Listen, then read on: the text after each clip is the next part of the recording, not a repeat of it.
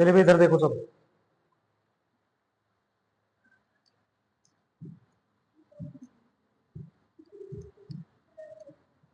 हम पढ़ रहे थे संविधान का बैकग्राउंड क्या क्या रहा, संविधान बनने की शुरुआत कहाँ से हुई। जैसे जैसे अंग्रेजों को भारत में शासन करने के लिए नियम की जरूरत थी, वैसे वैसे वो अधिनियम लाते रहे। इस क्रम में सबसे पहला अधिनियम 1773 में 1773 में आया। उसके बाद 4 चार्टर अधिनियम आए। पहला चार्टर 1793 में, फिर दूसरा 1813, 33 और 53, 4 चार्टर आए। कल हमने शायद 1793 को चार्टर लिखवा दिया। वो चार्टर नहीं था, रेगुलेटिंग एक्ट था वो। 1773 उसको अपडेट कर लेना, 1773 रेगुलेटिंग एक्ट था। ठीक है,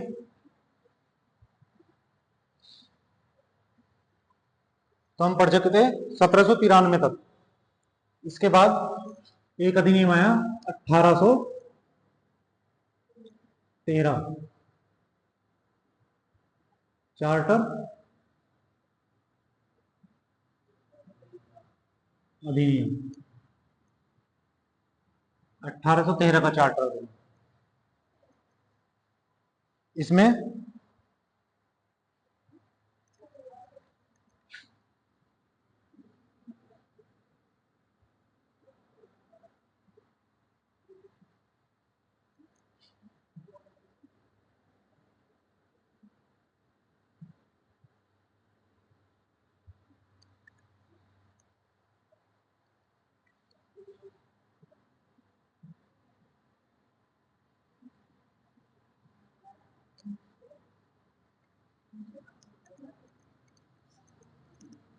इसमें क्या हुआ, कंपनी का व्यापारिक एकाधिकार खत्म कर दिया। अभी तक क्या था, ब्रिटेन की तरफ से सिर्फ ईस्ट इंडिया कंपनी भारत में व्यापार कर सकती थी, लेकिन अभी इसके इस एकाधिकार को खत्म कर दिया। अब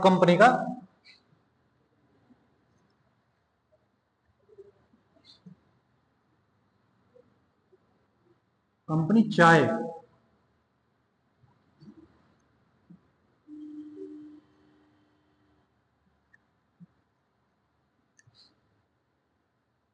चीनी यानी चीन के साथ व्यापार,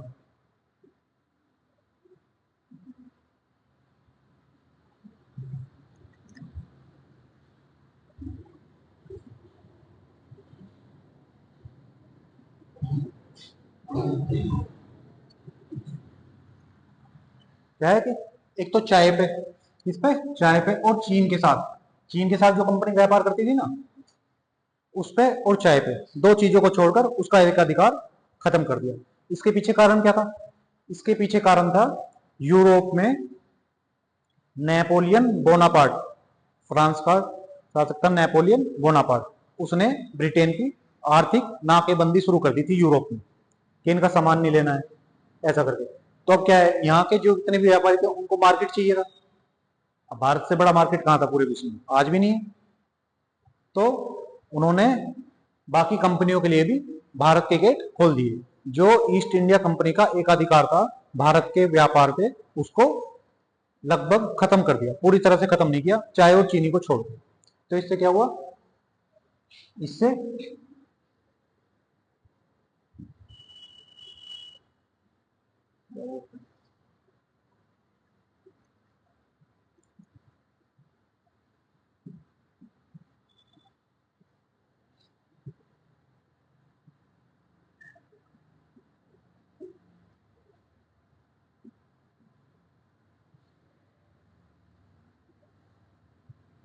यूरोपीय क्या, ब्रिटेन की कंपनी,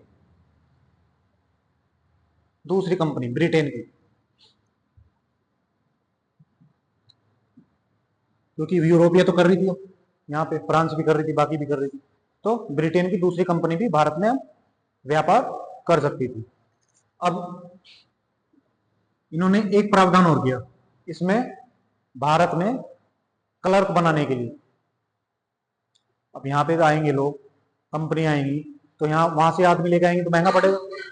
अभी हम यहाँ से अगर कहने लगे कि भाई ऑस्ट्रेलिया नौकरी करने चले जाओ, यहाँ पे मान लिया हम 15,000 रुपए की नौकरी कर रहा हूँ, तो ऑस्ट्रेलिया में थोड़ी ना 15 की करूंगा। अरे कुछ ज्यादा दोगे तो भी तो जाऊंगा, और रहने का खर्चा भी लगेगा, तो बर्डन किस पे आएगा? कंपनी पे।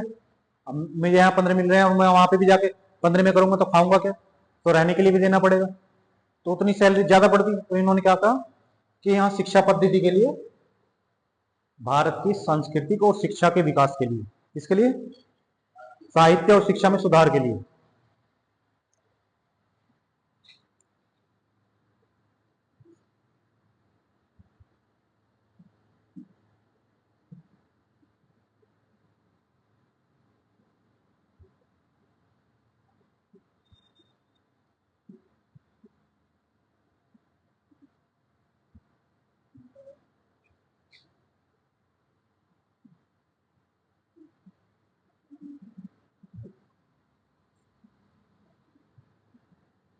ठीक है, तो मेन कारण ये हुए इसके। क्या क्या हुए?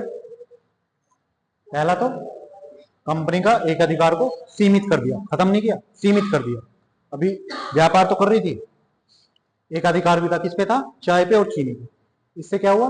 दूसरी कंपनी के लिए भी भारत के रास्ते खुल गए। तीसरा, साहित्य और शिक्षा में सुधार के लिए 1 लाख रुपए की व्यवस्था की गई।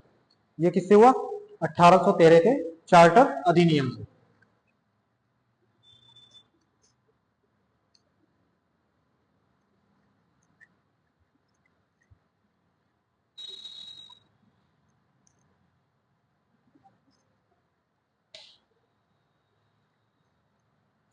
इसके बाद 20 साल बाद एक चार्टर अधिनियम हो रहा है 1833 का चार्टर अधिनियम।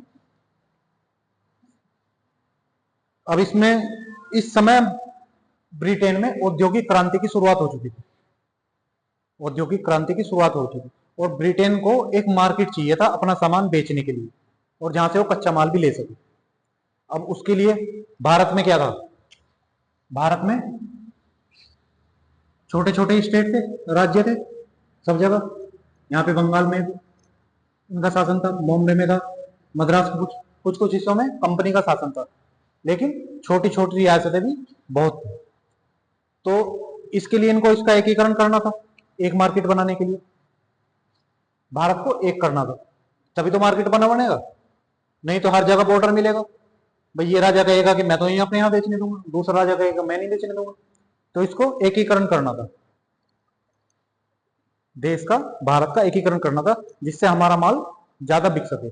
उसके लिए कंपनी का पूरा अधिकार जो चाय चीनी का था वो खत्म कर दिया। इसमें क्या हुआ? EIC।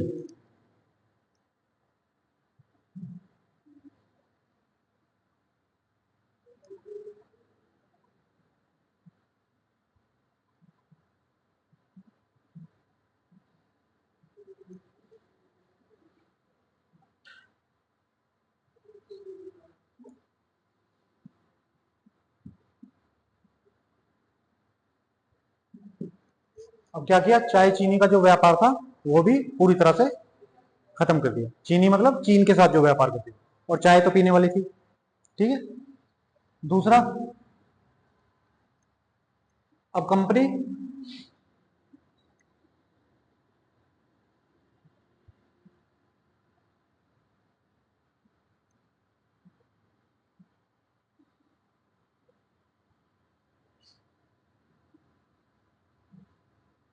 इसके बाद क्या हुआ? जब व्यापारिक अधिकार खत्म होगा, व्यापार करने का तो खत्म हो गया, उसके बाद कंपनी क्या देखेगी? राजनीतिक कार्य, जैसे सैनिक वाले कार्य, असैनिक कार्य जो भी हुए, कानून व्यवस्था बनाए रखना, ये वाले कार्य कौन देखेगी?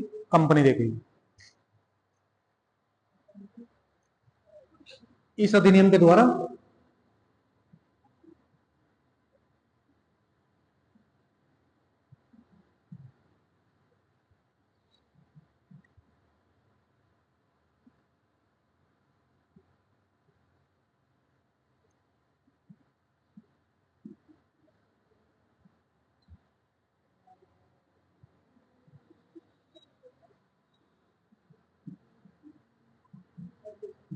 अब जो कंपनी का, बंगाल का जो गवर्नर जनरल था, किसका? बंगाल का गवर्नर जनरल, और किसका हो गया? भारत का गवर्नर जनरल। मैंने आपको बताया था ना, अब इनको क्या करना था? भारत का एकीकरण, बड़ा बाजार बनाने के लिए, जिससे छोटी छोटी रुकावटें जो एक राज्य से दूसरे राज्य के बीच में जाने में होती हैं वो सब खत्म करने के लिए इन्होंने क्या घोषित कर दिया, तो जो बंगाल का गवर्नर जनरल है और वो पूरे भारत का गवर्नर जनरल है। इस टाइम पे बंगाल का गवर्नर जनरल कौन था? William Bentinck. विलियम बैटिंग हो गए, उनकी बिंदी यहाँ लगा दो, विलियम बेंटिंग। ये तो पहला भारत का गवर्नर जनरल कौन बना? यही बना। ठीक है, ये कैसे 1828 से 33 तक यहाँ पे रहा और 33 से लगभग 35 तक यहाँ पे रहा। 35 भारत का गवर्नर जनरल, और इस अधिनियम के द्वारा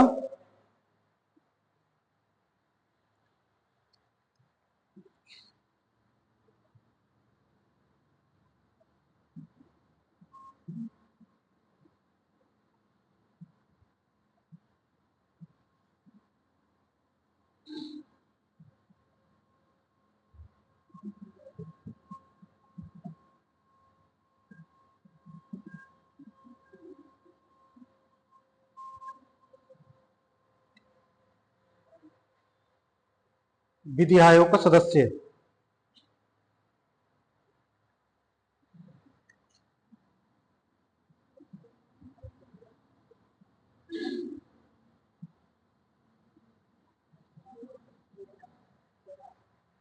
इस अधिनियम में क्या है, भारत में विधि आयोग का गठन किया गया। इस अधिनियम के द्वारा विधि आयोग का, जो भारत के कानून बनाएगी। ठीक है, जो भारत के कानून बनाएगी उस विधि आयोग का गठन किया गया। इसलिए गवर्नर जनरल की परिषद में विधि सदस्य को जोड़ा गया। ये विधि सदस्य कौन था? मैकाले।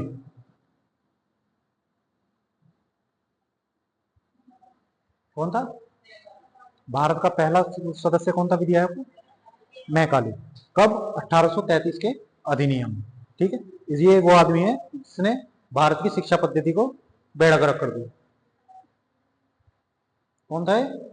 मैकाले।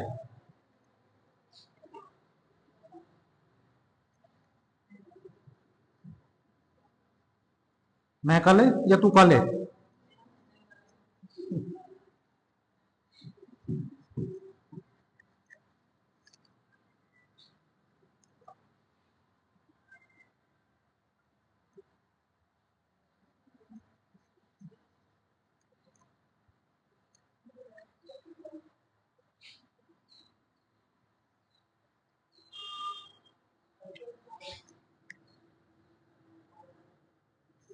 इसके बाद लाइट चली गई।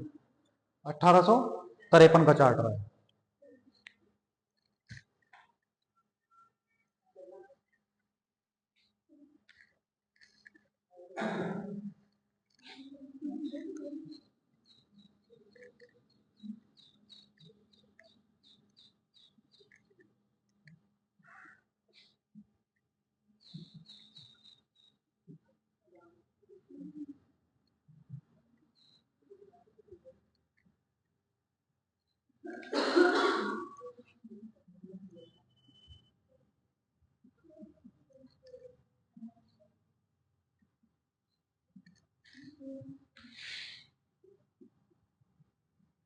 इस अधिनियम में भारत में अभी तक क्या था?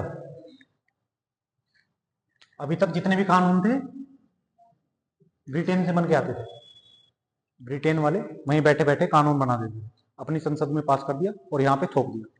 इस अधिनियम के द्वारा भारत में पहली बार विधान परिषद के गठन का विचार आया कि यहाँ के जो क्या करेगी, ये विधान परिषद क्या करेगी? कानून बनाएगी। अभी कानून कौन बनाती है? संसद। भारत का कौन बनाती है? संसद। तो ऐसे ही अभी 1853 में कौन बनाई? विधान परिषद। इस अधिनियम के द्वारा व्यवस्था की गई।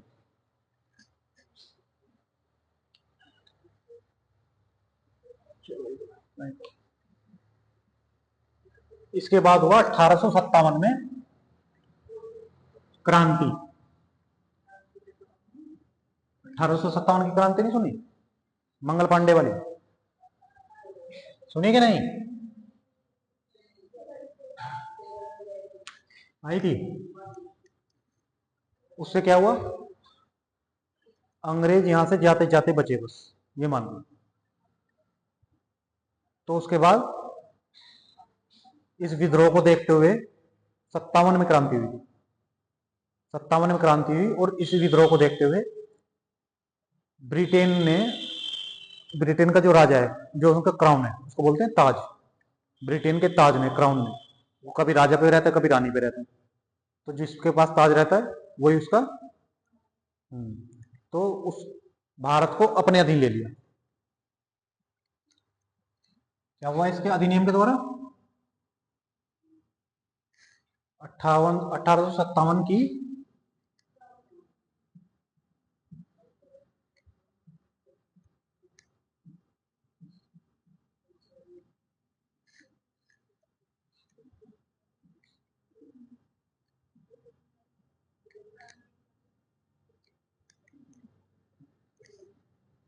भारत का शासन किसके अधीन आ गया?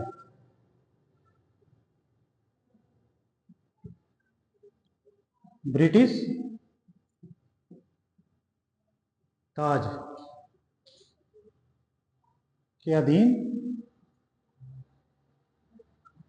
अब कंपनी को बोल दिया तुम्हारी छुट्टी, अब शासन हम करेंगे। क्योंकि 1857 की जो क्रांति थी वो बहुत बड़ी क्रांति थी, लेकिन क्या एकजुटता की कमी थी। आज की तरह सोशल मीडिया तो था नहीं, तुरंत से व्हाट्सएप करा के रहे यहाँ लड़ाई होगी, आ जाए जल्दी से, ऐसा तो था नहीं। छोटी छोटी हर जगह अपने स्तर पे को लड़ रहे। उनका एक कोई मोटिव भी नहीं था कि देश को आजाद कराना। हर किसी के क्षेत्रीय मुद्दे अपने अपने थे। जैसे रानी लक्ष्मीबाई का अलग था, तात्या टोपे का इधर, वो तात्या इसमें दिल्ली में बहादुर शाह जफर का अलग था। तो सबका छोटे छोटे अलग अलग मुद्दे थे, तो ये संगठित नहीं हो पाए। तो इस कारण जो अंग्रेजों की सरकार थी वो बच गई। लेकिन अंग्रेजों ने सोचा ऐसा विद्रोह दोबारा ना हो, तो उसके लिए ये अधिनियम लाया गया और कंपनी को हटा दिया गया। क्योंकि कंपनी से लोग ज्यादा नाराज थे। किस नीति से नाराज थे? क्योंकि अब तक क्या चल रहा था? एकीकरण का। अब जो छोटे छोटे राज्य थे उनको क्या किया, व्याप, जिसका कोई बच्चा नहीं है उसको अपने मिला लिया। लक्ष्मीबाई का यही तो था भाई, उसके कोई संतान नहीं थी, तो उन्होंने क्या कहा कि भाई तुम्हारे कोई संतान नहीं है, तुम्हारा राज्य अपने अधीन आ गया। वो किस नीति के लिए था? कि जिससे भारत का एकीकरण करके व्यापार का बड़ा मार्केट बनाया जा सके। ठीक है। इसके बाद 1858 का चार्टर आया। इसमें क्या कहा? कंपनी की छुट्टी, और शासन हम करेंगे। अब इसमें भारत का जो गवर्नर जनरल था, इससे पहले तो गवर्नर जनरल बोलते ना।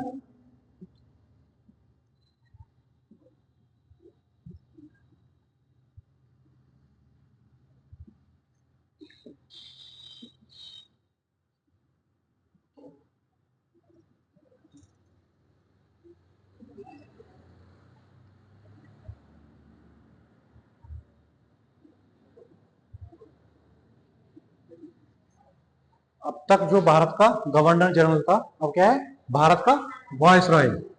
क्या कहलाया जाने लगा? वॉइस रॉय। अब इससे पहले क्या कहते थे? भारत का गवर्नर जनरल। अब ये किसके अधीन आ गया? ये सीधे ताज के। अब ये सीधी रिपोर्ट किसको करता था? ताज को, मतलब ब्रिटिश राजा या रानी को। ठीक है। अब यहां पे उस समय भारत का गवर्नर जनरल कौन था जब ये एक्ट आया? Lord Canning. ठीक है। और अब कौन बन गया यहाँ पे वायसराय? पहला वायसराय कौन बना?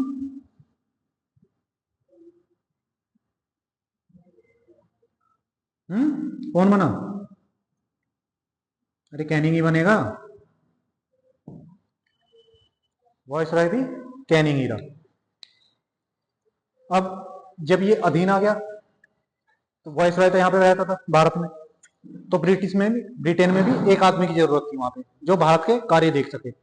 तो एक पद नया बनाया गया ब्रिटेन में, भारत सचिव। जिसे क्या कहते थे, भारत मंत्री भी कहते थे।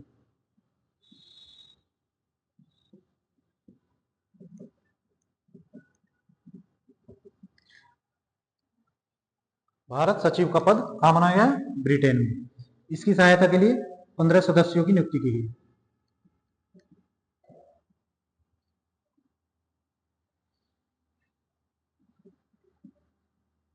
इसकी सहायता के लिए, सचिव की सहायता के लिए 15 सदस्यों की नियुक्ति की गई।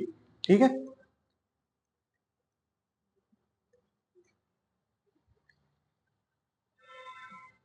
अब इसके बाद 1861 का अधिनियम।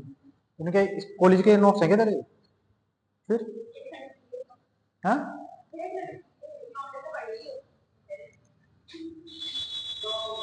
अच्छा।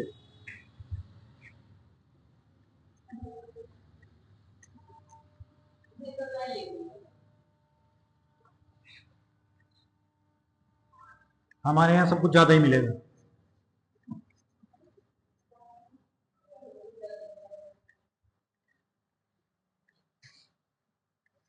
उसके बाद आया 1861 का अधिनियम।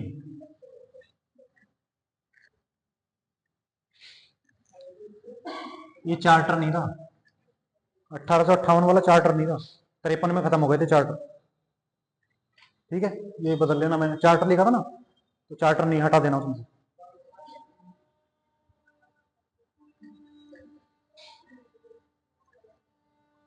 अब आया 1861 का अधिनियम। इस अधिनियम में लॉर्ड कैनिंग ने, लॉर्ड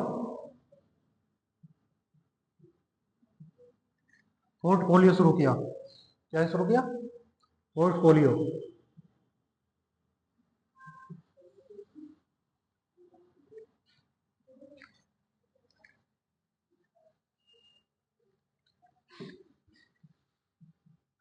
विभागीय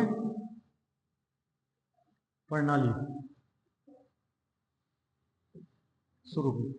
इस अधिनियम में क्या हुआ, जो आज हम देखते हैं ना, ये वित्त मंत्री हो गए, है ना, कोई कृषि मंत्री हो गया, ये सारे क्या हैं, उस टाइम पे लॉर्ड कैनिंग ने 1861 के अधिनियम से शुरू किए थे।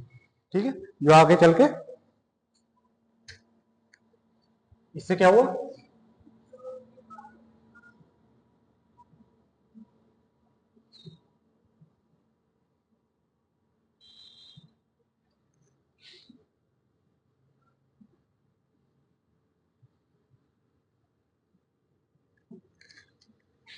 इसी अधिनियम से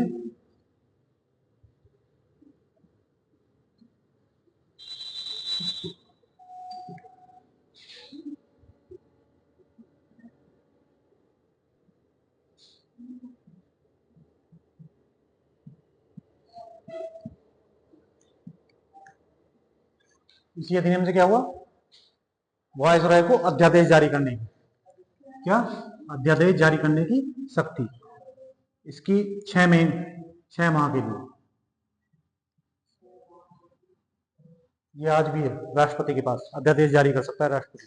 अगर अध्यादेश के संसद में कोई कानून पारित नहीं हुआ, जैसे आज है राज्यसभा, वो संसद में लोकसभा और राज्यसभा, अभी क्या सरकार गिर गई तो लोकसभा तो चलेगी नहीं, लोकसभा नहीं चलेगी तो कोई बिल पास नहीं होगा, कानून नहीं बनेगा। अभी क्या जरूरत है किसी कानून की जरूरत, जैसे अभी कोरोना आ गया था, कोरोना के लिए ऐसा तो पहली बार आया था, तो कोई कानून तो था नहीं भारत के पास। अब मान लिया उस टाइम पे कोई सरकार नहीं होती देश में, उस टाइम पे सरकार गिर गई होती, है ना, या चुनाव के टाइम में चल रही होती, तो क्या है, संसद तो लगेगी नहीं, संसद नहीं लगेगी तो बिल पास नहीं होगा। अब बिल पास नहीं होगा तो एक कानून राष्ट्रपति साइन करके एक लेटर उस पर वो दे देता है कि 6 महीने तक ये वैलिड रहेगा, वो कानून की तरह कार्य करेगा। 6 महीने के अंदर या तो उस कानून को संसद से पास कराना होगा, नहीं तो वो कानून स्वतः खत्म हो जाएगा। ठीक है, अध्यादेश उसको कहते हैं। इमरजेंसी में किसी काम की जरूरत है तो अध्यादेश जारी कर देते हैं। तो ये दो काम किससे हुए, 1861 के अधिनियम से। फिर आया 1892 का।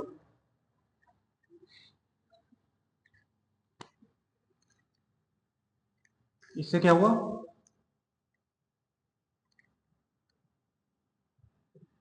भारतीयों को पहली बार बजट पे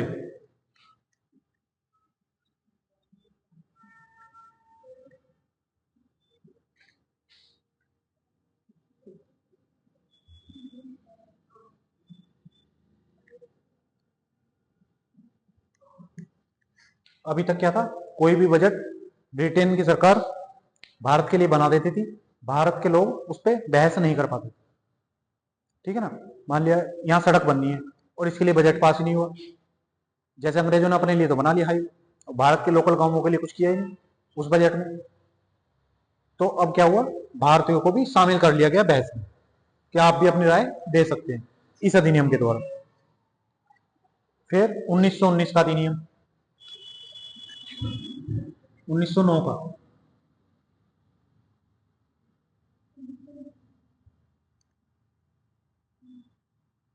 इसमें क्या हुआ, मुस्लिमों को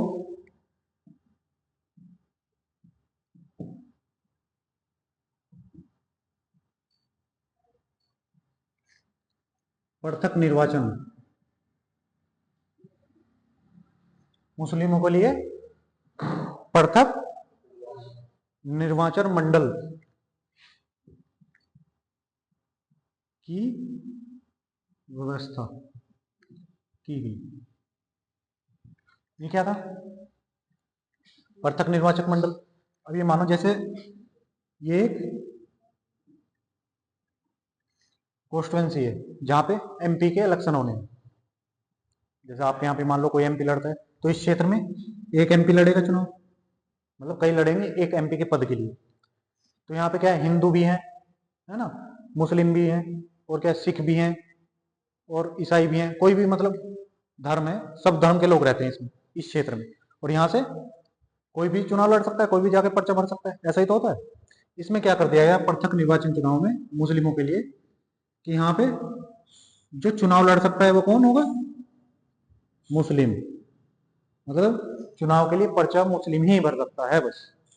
और दूसरा क्या, जो वोट डालने वाले होंगे, जो क्या डालेंगे, वोट, वो भी कौन होंगे, मुस्लिम,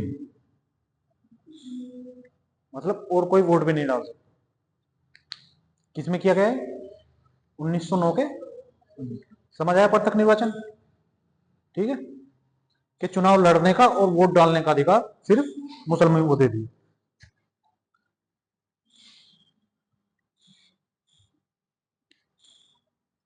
इसको बोलते हैं मार्ले मिंटो सुधार।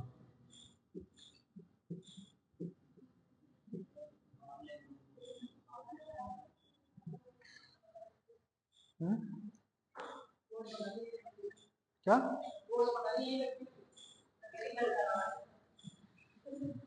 इसके बाद क्या है, 1919 का,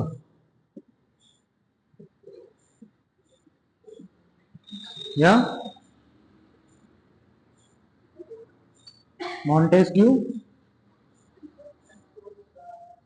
चैम्सफोर्ड सुधार।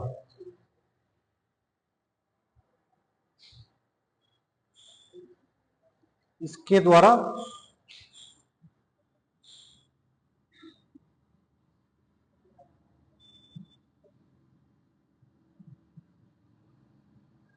लोक सेवा आयोग का गठन, यूपीएससी जो आज है ना, वो किसके द्वारा, 1919 के मॉन्टेस्क्यू चेम्सफोर्ड सुधार के द्वारा।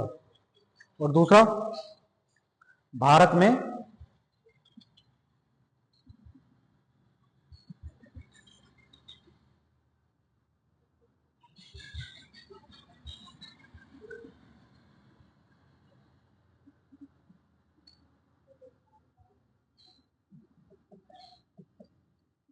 दो दो सदन संसद के जो आज होते हैं ना, जैसे राज्यसभा और लोकसभा, तो उनको पहले क्या कहते थे, उच्च सदन और निम्न सदन। ये व्यवस्था 1919 के अधिनियम में की गई।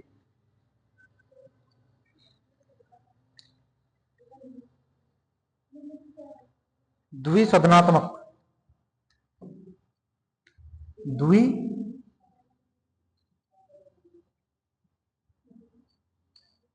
द्विसदनात्मक, सदन सदन होते ना, इसके आगे द्वि लगा दो। द्विसदनात्मक जो सदन होते हैं ना, एक सदन कौन सा हो गया हमारा आजकल जो बोलते हैं, एक सदन हो गया लोकसभा और एक सदन हो गया राज्यसभा। तो इसकी व्यवस्था कहाँ की गई थी? 1919 के अधिनियम में। दो जो आज है, आज इनके नाम बदल गए, आज क्या हो गया लोकसभा। लोकसभा कौन सा है हमारा? निम्न सदन।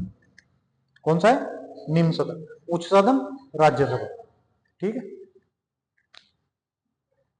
इसके बाद आया हमारा 1935 का अधिनियम, जो ब्रिटिश सरकार द्वारा लाया गया अंतिम अधिनियम था।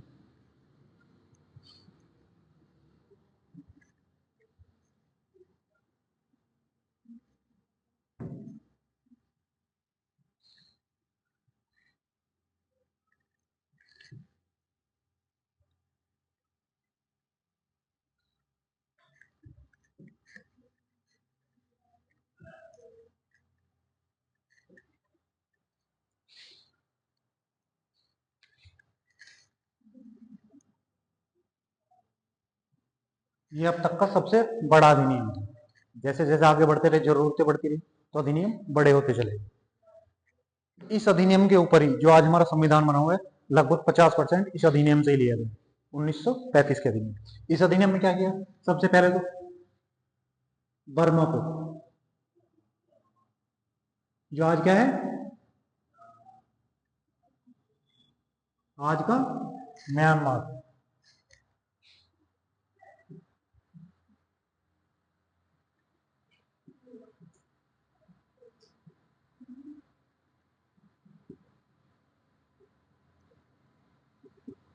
ठीक है।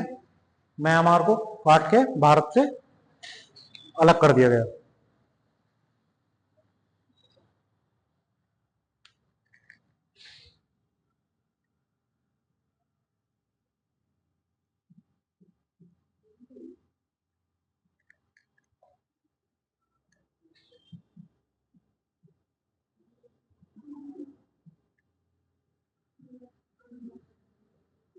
दिल्ली में संघीय न्यायालय की स्थापना, जो आज सुप्रीम कोर्ट देखते हो ना आप दिल्ली में,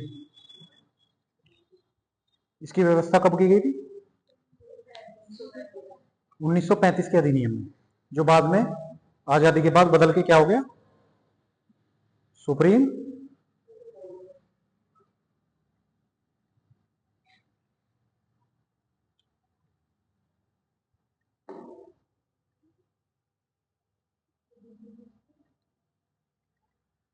शक्तियों का विभाजन किया गया।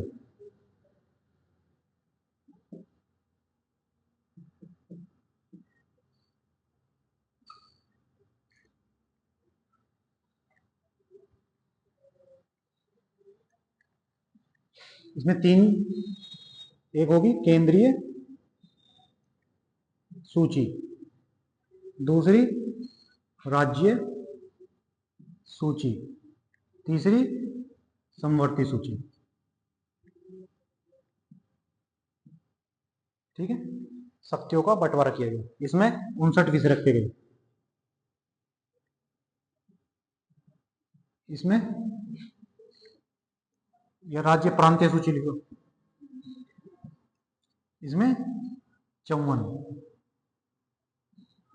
और इसमें 36 विषय को रखा गया। ये आज भी है ऐसी सूची हमारी, राज्य सूची, जिसपे राज्य कानून बना सकता है। जैसे राज्य सूची के विषय पे अगर हम यूपी में हैं तो उत्तर प्रदेश की सरकारी कानून बना सकती है। केंद्रीय सूची में जो सेंट्रल गवर्नमेंट है, जो आज है मोदी जी गवर्नमेंट है, वो बना सकती है। समवर्ती सूची में कोई भी बना सकता है, लेकिन अगर केंद्र सरकार बना दे तो उसके प्राथमिकता दी जाएगी। ठीक है। अच्छा, इसके द्वारा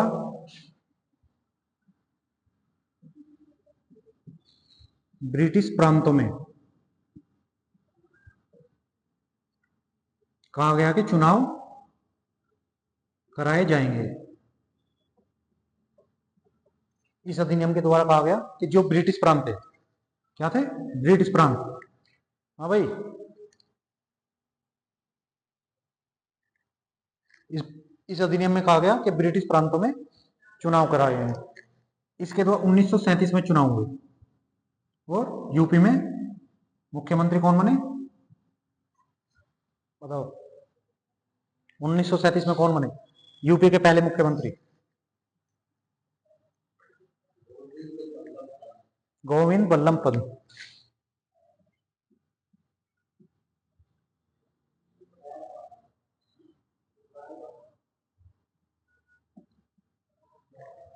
पहले से कौन बने? इसी इस अधिनियम के द्वारा ये व्यवस्था की गई थी कि जो हमारे जो ब्रिटिशर थे ना, जहां उनका कानून चलता है, उसमें चुनाव करे जाएंगे। ठीक है, इस व्यवस्था के द्वारा 1937 में चुनाव हुए। तो यूपी में कौन बने?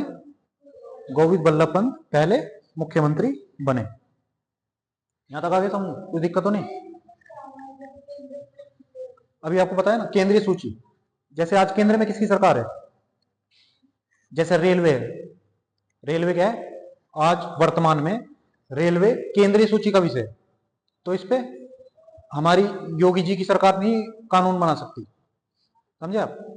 ये क्या है? सेंट्रल की गवर्नमेंट, जो मोदी जी की सरकार है, वो ही कानून बना सकती है। तो जो विषय इसमें डाल दिया जाएगा उस पे कानून बनाने का अधिकार सेंट्रल गवर्नमेंट के पास होगा।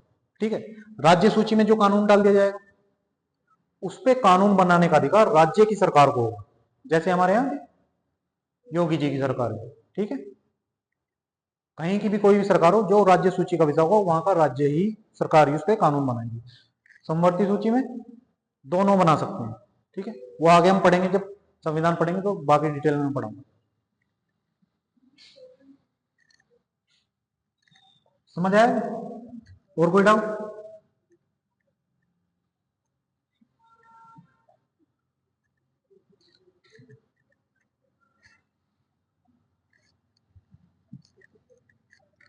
अभी नहीं टाइम हुआ, अभी नहीं करो, चलो चलो।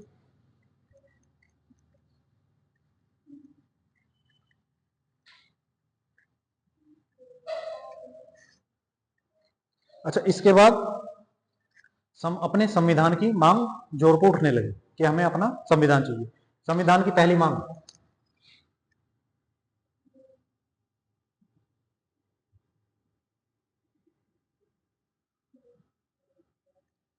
पहली मांग अब 1885 में कांग्रेस बन चुकी थी। जो कांग्रेस है ना, इंडियन नेशनल कांग्रेस, इसकी स्थापना कब हुई थी? 1885 में। तो अब सब नेता एक जगह मिलने लगे थे। ये क्या है? सीख गए थे अंग्रेजों से, सीख गए थे कैसे कैसे देश चलता है। तो इन्होंने क्या किया? सबसे पहले 1895 में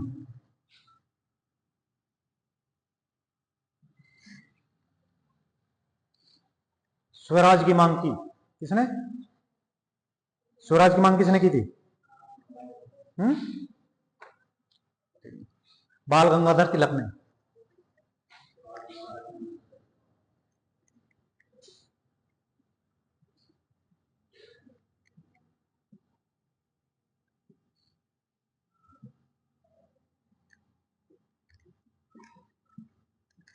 लेकिन ये कैसी थी? अनौपचारिक मांग थी। कैसी मांग थी? अनौपचारिक मांग। ये कैसी थी? अनौपचारिक मांग थी। पहली औपचारिक मांग 1934 में, पहली औपचारिक मांग। इसके बीच में भी 1922 में गांधी जी ने अपनी मैगजीन निकालते थे यंग इंडिया, उसमें इसका जिक्र किया। 1924 में मोतीलाल नेहरू ने किया। लेकिन पहली औपचारिक मांग एम एन रॉय, ये एक वामपंथी नेता थे, एम एन रॉय।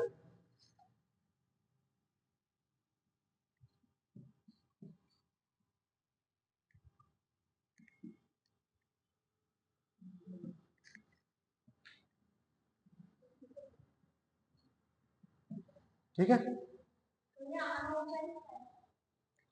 अनौपचारिक एक हम जैसे ऐसे ही बोल देते हैं मुंह जुबानी, और एक लिखित पूरे डॉक्यूमेंट्स के साथ औपचारिक प्रस्ताव पास करना, किसके साइन करवाने, समझ रहे? जैसे यहाँ पे अगर कोई प्रस्ताव पास करा दूं मैं, तो वो क्या औपचारिक हो जाएगी।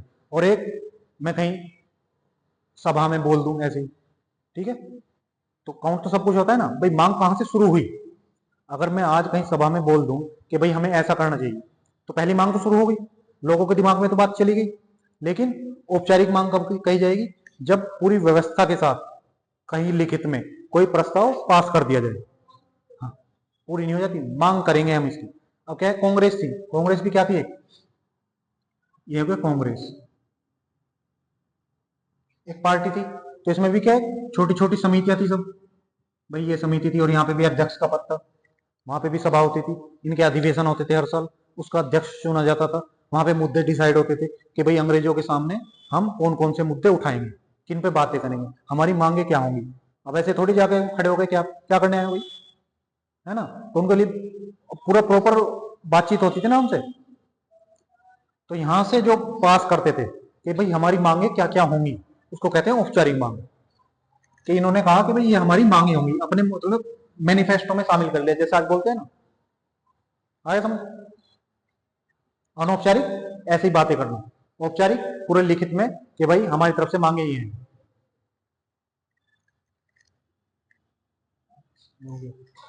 उसके बाद 1938 में, 1938 में JLN, जवाहरलाल नेहरू, जवाहरलाल नेहरू ने क्या कहा, भारत का संविधान, जो भारत का संविधान होगा वो भारतीयों द्वारा वयस्क मताधिकार से चुने गए सदस्यों द्वारा बनाया जाएगा। समझे। तो जवाहरलाल नेहरू ने कहा कि भारतीय संविधान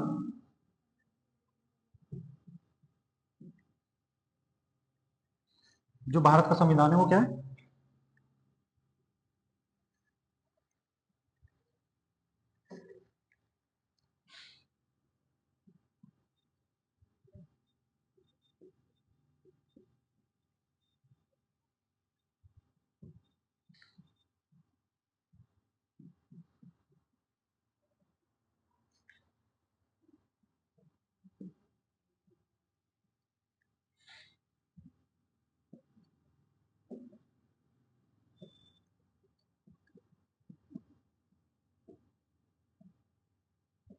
ये किसने कहा, जवाहरलाल नेहरू ने, कि जो भारत का संविधान होगा, जो भारतीय संविधान हम बनाएंगे, वो वयस्क मताधिकार, जो वयस्क हो चुके हैं आदमी, उनकी वो मदद देंगे अपना, उसके द्वारा संविधान सभा चुनी जाएगी। जैसे आज हम वोटिंग करते हैं और एक सभा के लिए वोटिंग करें कि भाई ये हमारी चुन के हमने भेज दिया, ये हमारा संविधान बनाएंगे। समझ आए। जो भारतीय संविधान होगा वो वयस्क मताधिकार के द्वारा चुनी गई संविधान सभा द्वारा बनाया जाएगा। जिसको भारतीय चुनेंगे वो भारतीय होंगे, इसमें बाहरी हस्तक्षेप नहीं होगा। मतलब अंग्रेजों को बोल दिया कि हमारा संविधान हम अपने आप बना लेंगे, तुम्हारी हमें जरूरत नहीं है बनाने। समझ आया। अभी तक क्या था, 1935 तक भाई ब्रिटेन वाले अपने हिसाब से कानून बनाते थे, हम पे लाके थोप देते थे। अब क्या है, हमारे लोग भी पढ़ने लगे, जानने लगे कैसा देश चलेगा, कानून की पढ़ाई करके आए बाहर से। अब ये जो गांधी, नेहरू, ये सब क्या थे, बाहर से पढ़ के आए थे ना, जैसे हमारी तरह थोड़ी थे आम आदमी, ये पैसे वाले लोग थे, पढ़ के आए, उन्हीं की पढ़ाई पढ़ के आए। तो उन्होंने कहा भाई अब तुम्हारी छुट्टी करो, अब हम अपना बना लेंगे। इसके बाद 1940 में वॉइस रहे थे लिन लिथ गो, लिन लिथ गो।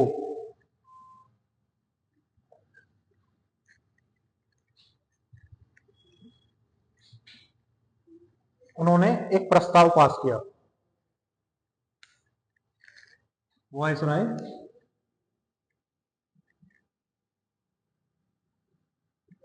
लिन लिथ गो। भारत के वॉइस राय कौन थे, इन्होंने 1940 में, 1940 में प्रस्ताव दिया। इस प्रस्ताव को क्या कहा गया, अगस्त प्रस्ताव। अभी अंग्रेज क्यों झुक रहे हैं? क्योंकि वर्ल्ड वॉर चल रहा है, विश्व युद्ध, द्वितीय विश्व युद्ध। जर्मनी में हिटलर ने इनकी हालत खराब की हुई, तो ये चाहते थे कि भारत की सेना विश्व युद्ध में शामिल हो जाए। बाकी देश भी, यूरोपीय देश मांग कर रहे थे कि भारत से समर्थन लेके आओ, तो यहाँ पे नरम पड़ रहे थे। इधर भारतीयों ने मांग उठा दी कि हमें अपना संविधान चाहिए, तो इसलिए ये बार बार प्रस्ताव लेके आएंगे। तो ये 1940 में प्रस्ताव आया। 1942 में British PM Churchill, British PM कौन है? चर्चिल। इसने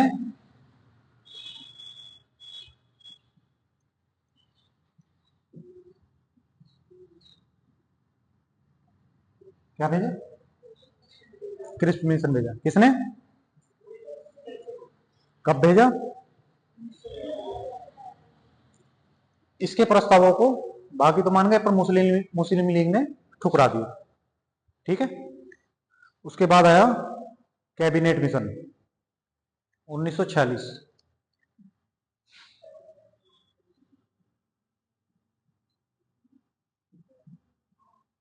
कैबिनेट मिशन, इसमें 3 लोग थे,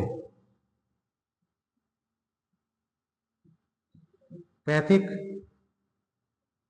लॉरेंस, लॉरेंस तो आई नहीं रहा आजकल,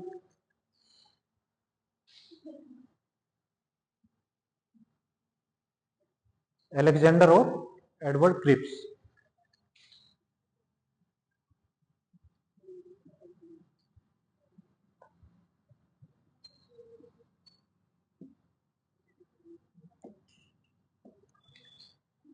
तीन लोग थे कैबिनेट मिशन में।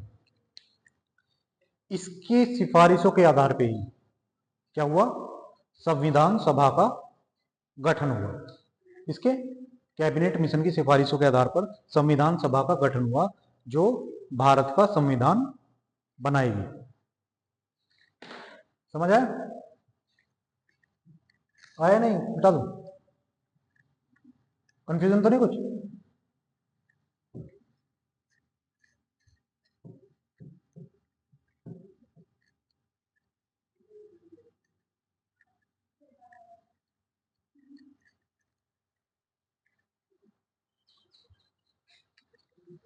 इसके आधार पर नवंबर 1946 में संविधान सभा का गठन हुआ।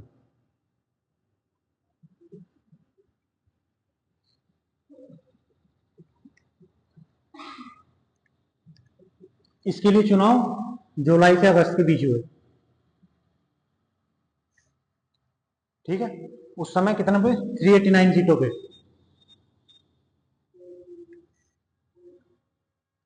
कितनी सीटों पे? कुल सदस्य कितने थे? 389, मतलब कुल सीटें या कुल सदस्य।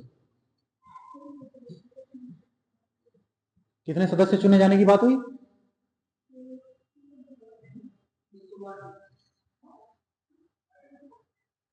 296। 296 सीट किससे? ब्रिटिश प्रांतों से।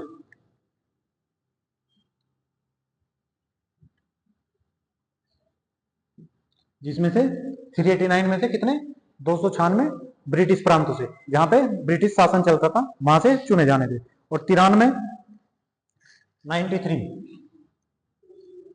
देसी रियासतों से चुने जाने थे। 93 देसी रियासतों से और 296 ब्रिटिश प्रांतों से। ये क्या है? इनका तो चुनाव होना था। ठीक है। और इनका मनोनीत होना था, मतलब जो वहां का देसी रियासत का राजा होगा, वो बोलेगा, किसी आदमी को भेज देगा कि जा हमारी तरफ से संविधान सभा में जाके बैठ। ठीक है। ऐसे ही भेज देगा उठा के। और इनका चुनाव होना था, जिसमें से क्या है? 4 सीटें ब्रिटिश प्रांत थे।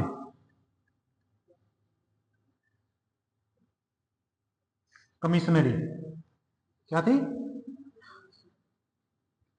4 कमिश्नरी स्टेट थे। पहली दिल्ली, दूसरी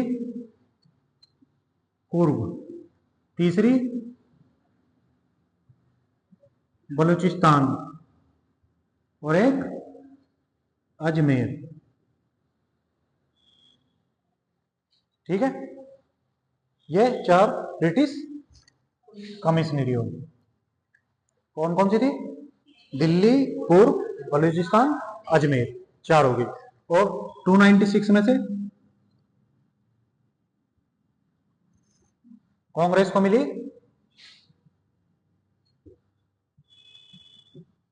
मुस्लिम लीग को और सिखों को। सिखों को 4 मिली, मुस्लिम लीग को 79 मिली और इनको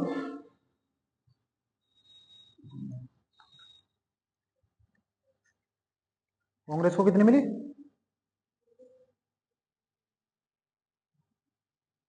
213 सामान्य में थी। सामान्य मतलब कांग्रेस क्या? सामान्य। ये क्या? मुस्लिम। और ये क्या? सिखों। इनको आरक्षित कर दी गई। सामान्य में कौन थे? हिंदू और बाकी जो भी, और बाकी इसमें मुस्लिम मुस्लिमों के लिए होगी और सिख सिखों के लिए होगी। इसमें से 208 सीट कांग्रेस ने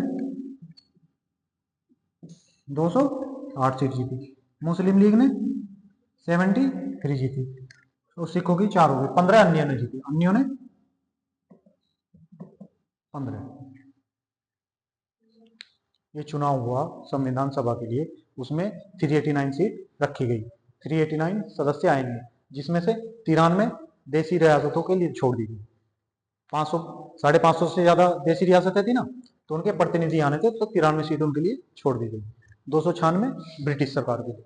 इसमें से 4 सीट ब्रिटिश सरकार ने निकाल दी, दिल्ली, पूर्व, बलूचिस्तान, अजमेर की, जहां पे इनकी कमिश्नरी थी। ठीक है, जैसे केंद्र शासित प्रदेश जैसे, जैसे आज दिल्ली है, चंडीगढ़ है, ऐसे। और फिर 296 सीट बची, 296। इसमें से सामान्य को 213, मुस्लिम को 79, 4 सिखों को। जब चुनाव का रिजल्ट आया तो 28 जीती, तो 208 जीती कांग्रेस ने, एमएलए मुस्लिम लीग ने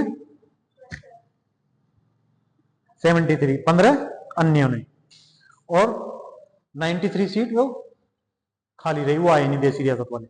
वो चाहते नहीं थे कि हमारे राजा की गद्दी छूटे।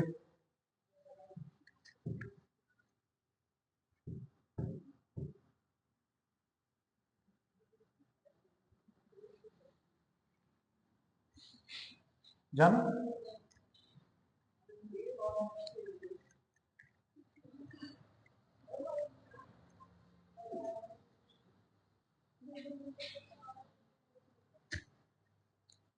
संविधान सभा की पहली बैठक चल रही है, बंद हो गई? हाँ, तेरा विश्वास करना खतरनाक है।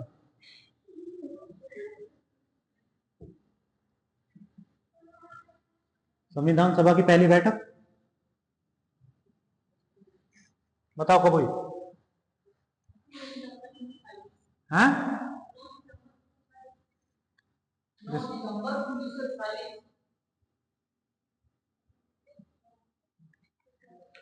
9 दिसंबर 1946 को क्या हुआ? संविधान सभा की।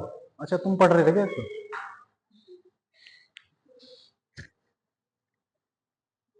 9 दिसंबर 1946 को पहली बैठक हुई। इसमें क्या हुआ? डॉक्टर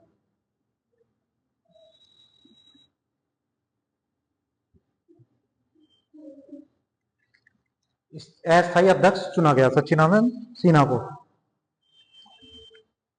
सच्चिदानंद सिन्हा को।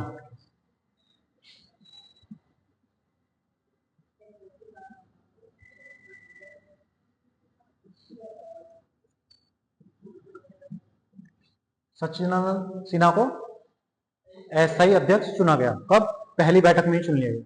इसके बाद दूसरी तीसरी 11 दिसंबर 1946 को अध्यक्ष चुना गया। किसको? डॉक्टर राजेंद्र प्रसाद को अस्थाई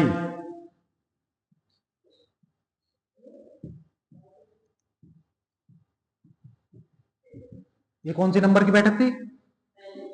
और ये वाली तीसरी,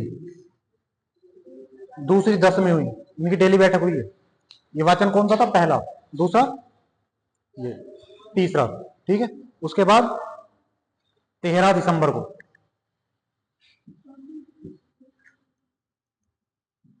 13 दिसंबर 1946 को, 13 दिसंबर 1946 को जवाहरलाल नेहरू ने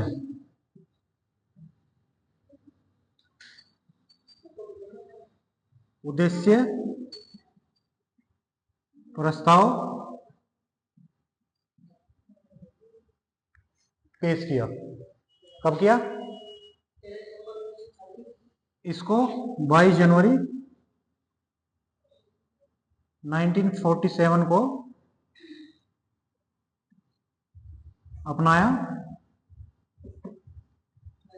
22 को था कि 26 को?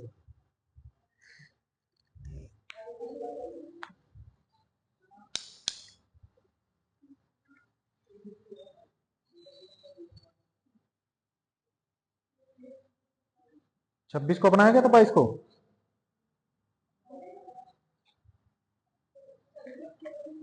26 जनवरी को।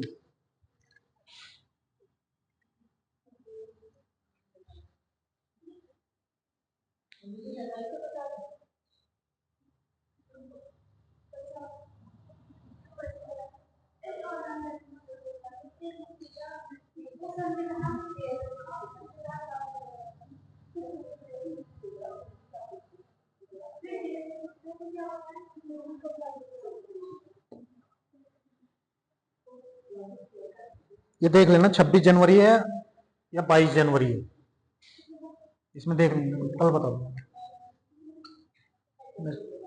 1947 को इसे अपनाया गया। उद्देश्य प्रस्ताव है, आप बोल रहे हो प्रस्तावना को कब अपनाया संविधान को?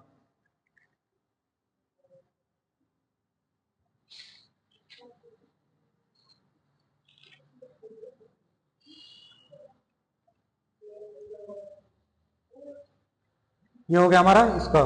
इसके बाद भारत का माउंटबेटन योजना 3 जून।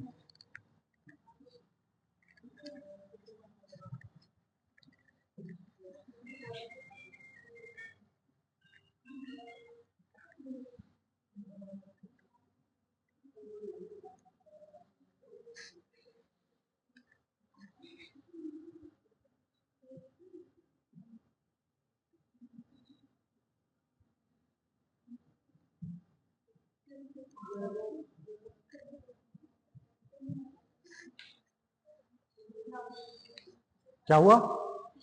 3 जून 1947 को माउंटबेटन योजना है, उसके द्वारा भारत और पाकिस्तान का बंटवारे का प्रस्ताव रखा गया। ठीक है, तो इससे क्या हुआ?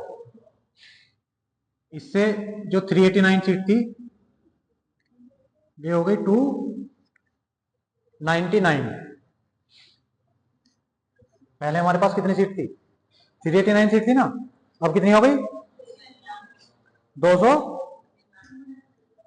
प्रांतों की सीट कुल सदस्य।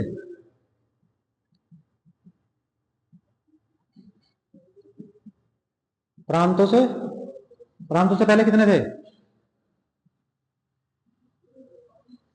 प्रांतों से पहले कितने थे? 296। अब कितने हो गए? और देसी रियासतों से कितने थे?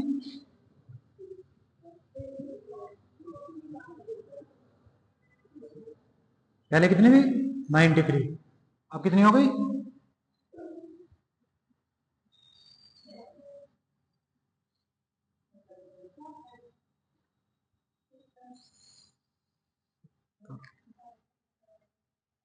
कितनी होगी ना? 70 सीटें हो गई।